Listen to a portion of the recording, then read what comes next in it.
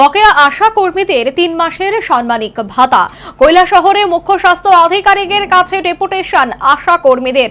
অবিলম্বে সাম্মানিক ভাতা অনাদায়ে বৃহত্তর আন্দোলনের হুঁশিয়ারি। কৈলাসহর মহকুমার শতাধিক আশাকর্মী বুধবার ঊনকোটি জেলার মুখ্য স্বাস্থ্য আধিকারিক ডক্টর শীর্ষেন্দু চাকমার নিকট ৫ দফা দাবিতে ডেপুটেশন প্রদান করে। আশাকর্মী ঐক্যমঞ্চের ব্যানারে সংগঠিত হয়ে ডেপুটেশনে নেতৃত্ব দেন পিয়ালি চক্রবর্তী, শিল্পী দেব, মঞ্জু দেব, ঝুমা দাস সহ আরো অনেকে।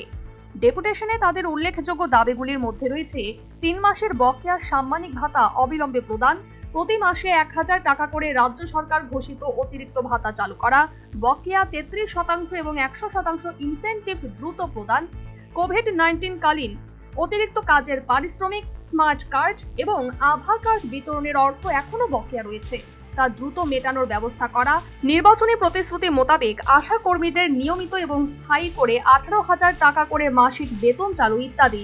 এর মধ্যে তাদের মুদ্রা অভিযোগ, বিগত ৩ মাস ধরে তাদের মাসিক সাম্মানিক ভাতা প্রদান করা হয়নি।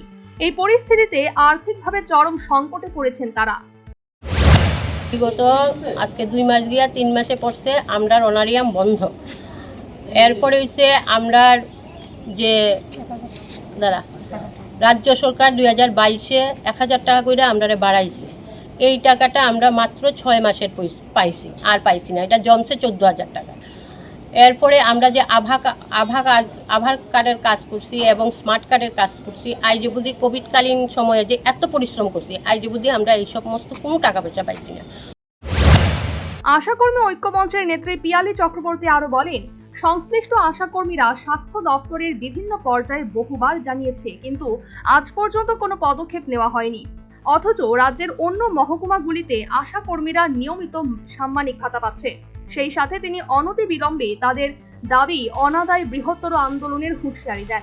এদিন ডেপুটেশন গ্রহণ করে মুখ্য স্বাস্থ্য আধিকারিক ডক্টর শীর্ষেন্দু চাকমা জানান, আগামী সোমবার অর্থাৎ ১১ই আগস্টের মধ্যে কৈলাসহর মহকুমার আশা কর্মীদের বকেয়া ভাতা পরিশোধ করা হবে।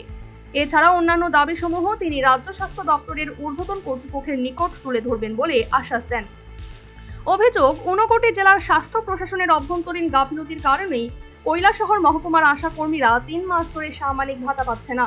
অন্যান্য মহকুমাগুলিতে সাম্মানিক ভাতা নিয়মিত দেওয়া হলেও এখানকার ক্ষেত্রে প্রশাসনিক উদাসীনতাই এর মূল কারণ। কান পাতলেই এই গুঞ্জন শোনা যাচ্ছে।